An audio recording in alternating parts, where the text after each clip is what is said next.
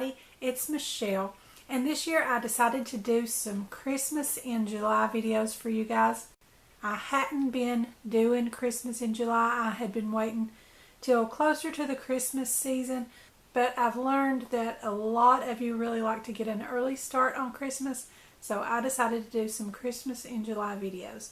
And today I'm doing punch art.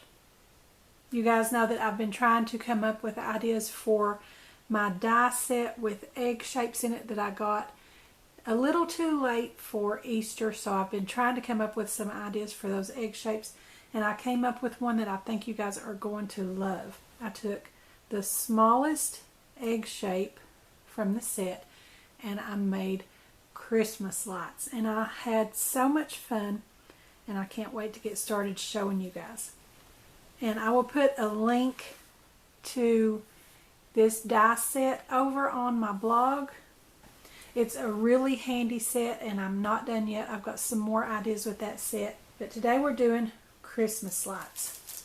And I've already cut out some shapes with my smallest egg, and I wanted to use this sticky back glitter foam, and I just got these packs at Dollar General, and I wanted to use red, green, and gold. I didn't have a gold. This set only came with red, green, and blue. I think I used to have a set that was gold.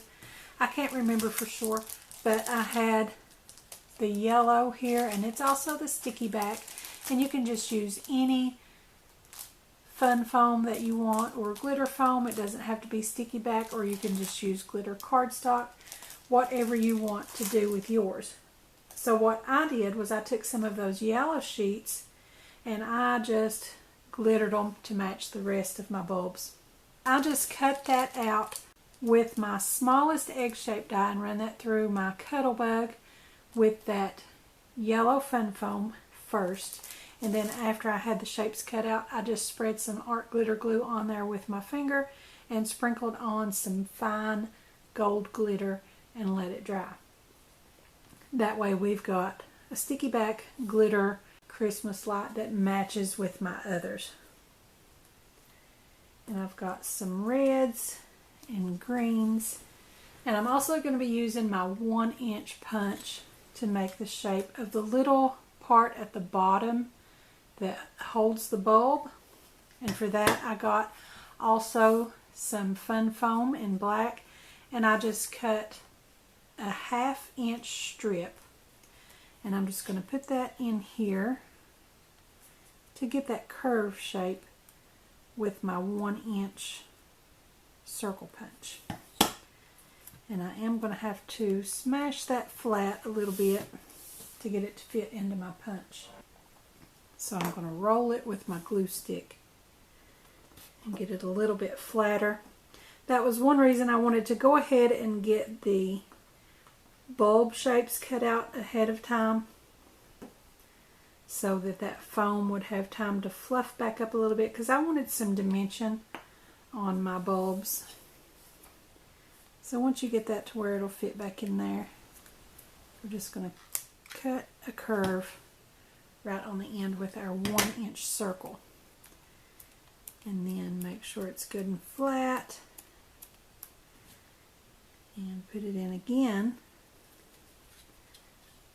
and cut the same curve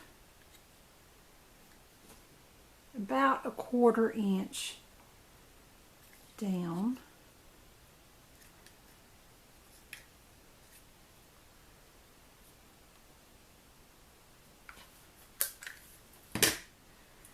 And then we can just take that little piece and put it right up against the bottom of our bulb, and that's going to complete the bulb for us.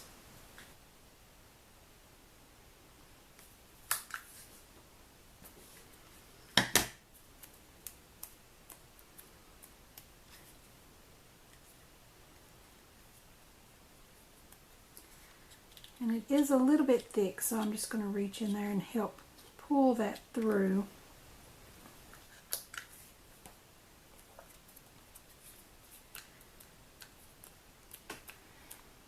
You may have to smash it flat each time And if you don't want to go to all the trouble of doing that to fit that fun foam through there, you can also do this in your Cuttlebug with circle dies.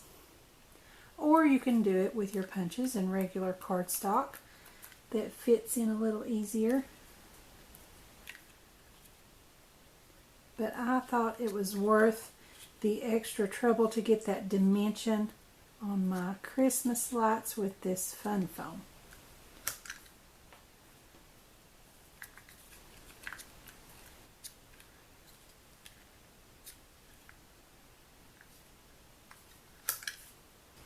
And that's all there is to making our bulbs. And I am going to have to take this backer off because I'm going to span across the two with some sticky tape, the same way that I did for my balloons. Because this just fits right up against it and we don't have anything to lap over behind it. So I'm going to use some sticky tape. I've got 1/2" tape here. And that is just some of that Miss Sparkle and Company product that I found at Joann. And I'm really enjoying this Miss Sparkle and Company brand. That might be a little too long. So I'm just going to turn that over and peel my backer back. Actually, I think I'm going to go ahead and get that on there. So I can work with that a little bit easier.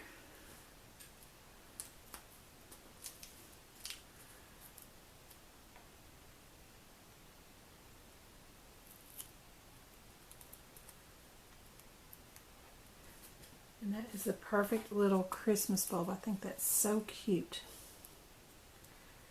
Okay, so I'm just going to leave that backer on, lay this one back over top of it, and we can peel both of those off when we go to put it on a card. And I'm going to go ahead and continue doing that with all of them.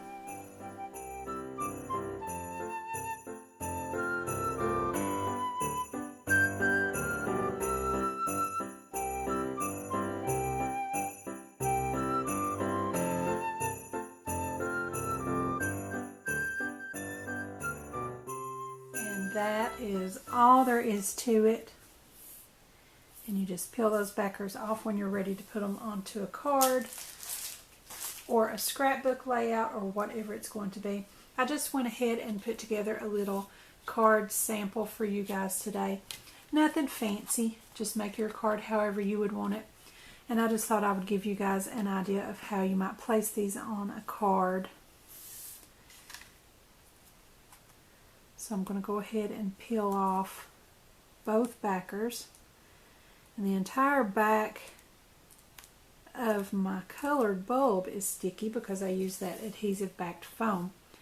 But my black foam was not adhesive backed, so it's only got that sticky tape on it. But that's good enough. And if you don't have any adhesive foam, just apply some art glitter glue or something to the back, and that's good enough.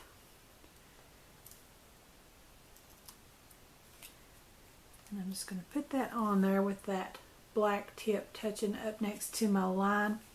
All I did here was I took a pencil first very lightly and kind of drew a curly little Christmas-like cord, and then after I got it the way I wanted it lightly with the pencil, I went over it with a black Sharpie, so that could be my bold black cord for my Christmas lights. And then I just stamped Merry Christmas on here. But mainly today I just wanted to focus on the punch art of these cute little bulbs using that egg shape. And I never would have thought there was so much versatility in this egg shape. But I have really been finding lots of ideas with these. And like I said, I cheated on those gold bulbs because I didn't have any gold glitter foam. But if you guys can find it already glittered, go ahead and do that because my glitter is kind of coming off a little bit.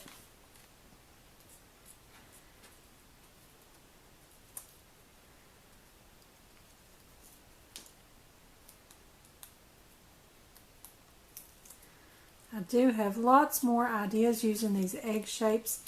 When I first bought these, I really didn't have the intentions of doing much punch art with them. I really just had Easter eggs in mind.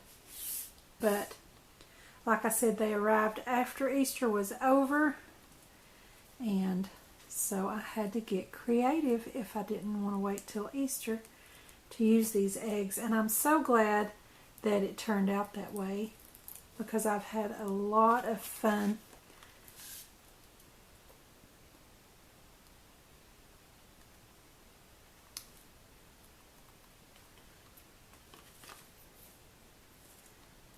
and I don't think I'm going to have room for all of them.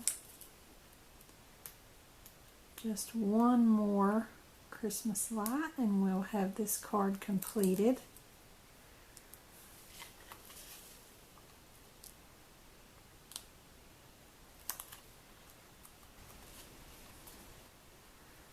Okay, so I decided to come in and put some more of that cord as if it went off the edge and maybe looped back around, because it was just driving me crazy that there were 2 reds, 2 golds, and only 1 green.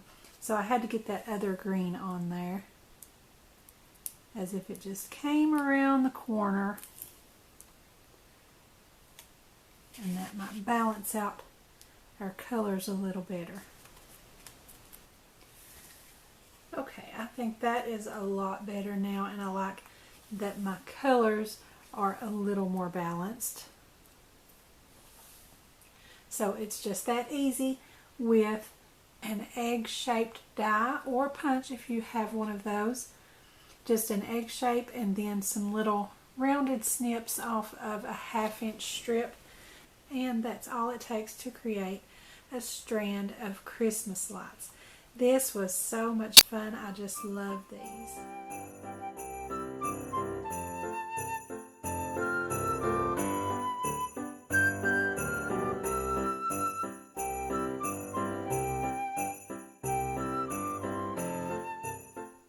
So you guys leave a comment below and let me know what you think of my punch art Christmas lights. I had so much fun with this, and I am just getting started with punch art. So be sure to subscribe to my YouTube channel, give me a like over on my Facebook page, and be sure to join our Facebook group, Craftie Minds. Also follow me on Pinterest and Instagram, and don't forget to visit my blog. Thanks for watching. I'll see you next time.